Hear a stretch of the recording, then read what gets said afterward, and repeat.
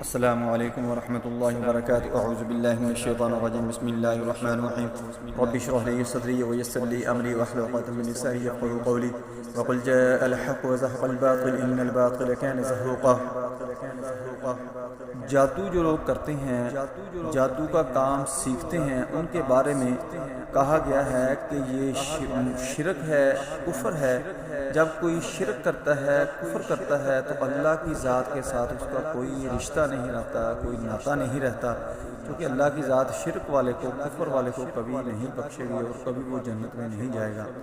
اسی طرح کا ایک واقعہ ہے کہ ایک عورت حضرت امی عائشہ صدیقہ رضی اللہ تعالی عنہا کی خدمت میں حاضر ہوئی، بہت رو رہی ہیں، بہت پریشان ہیں، برا حال ہے۔